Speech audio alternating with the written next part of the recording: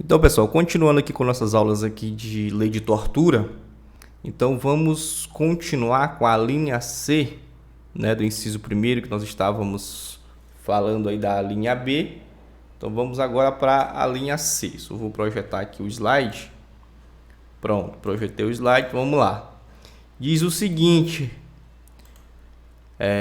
inciso primeiro ainda, né? Constranger alguém com emprego de violência ou grave ameaça, causando-lhe sofrimento físico ou mental. Agora vamos para a linha C.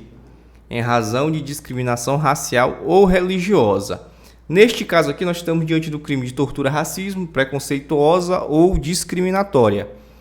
Neste caso aqui, cuida-se de modalidade de tortura em que o agente atua com um motivo determinante, qual seja, né, a discriminação racial ou religiosa. Bacana? Qual seriam, então, os sujeitos ativos e os sujeitos passivos deste tipo penal aqui? Como se trata de um crime comum, né, você já sabe que é qualquer pessoa. Qualquer pessoa. Tá? Qualquer pessoa pode figurar tanto no polo ativo quanto no polo passivo.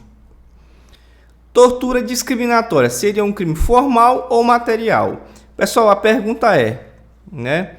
Depende, né? Depende do doutrinador.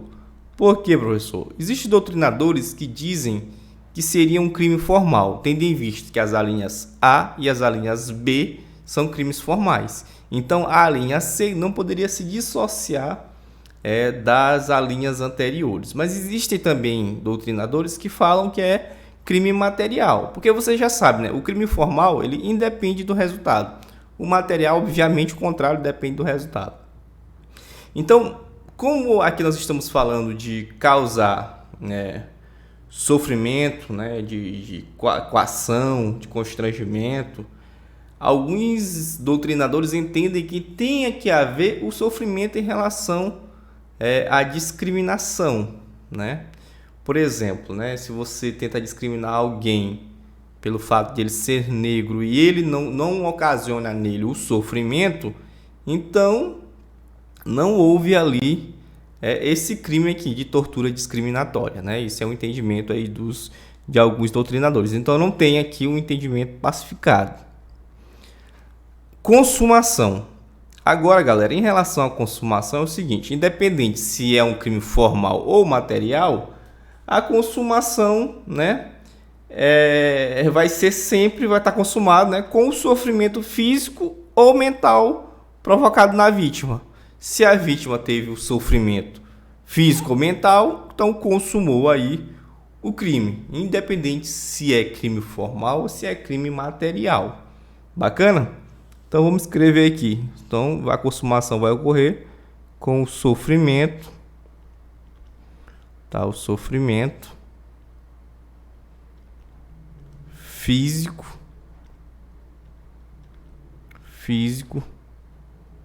ou mental, físico ou mental da vítima.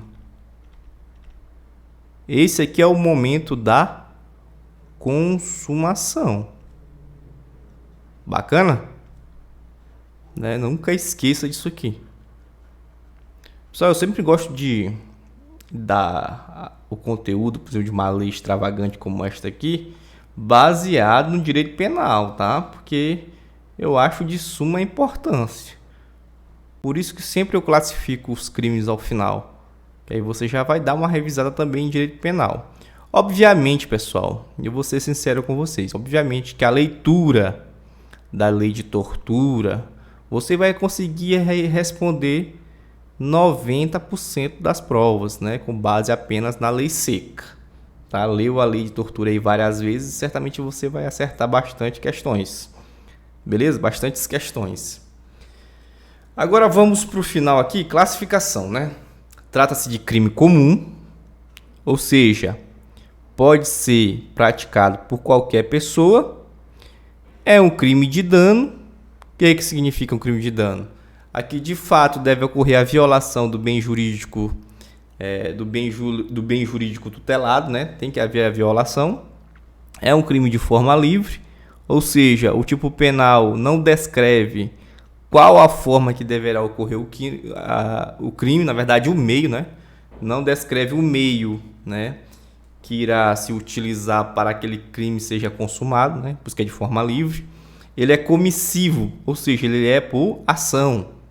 Ele é unissubjetivo, ou seja, ele pode ser praticado por um ou mais pessoas, tá certo, professor? E o plurissubjetivo?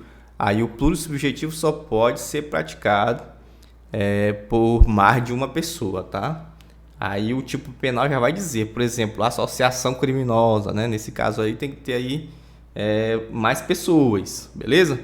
O crime é material, ou seja, tem de haver de fato o resultado e admite tentativa, né? Que eu já expliquei aí no bloco anterior, o que é a tentativa, tá bom? Então, próximo vídeo já iremos adentrar no inciso 2º, também explicando de forma detalhada, de forma bem esmiuçando bem para vocês, né?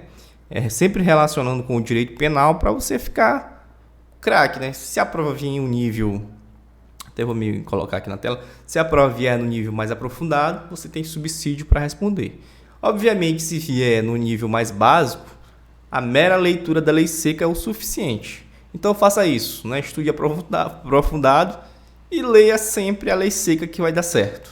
Então, no último vídeo meu, a gente vai fazer a leitura da lei seca completa e você vai ler junto comigo, que vai consolidar todo o conteúdo e você vai gabaritar as questões aí que versam sobre a lei de tortura. Beleza? Então vamos lá e até o próximo vídeo. Tchau, tchau.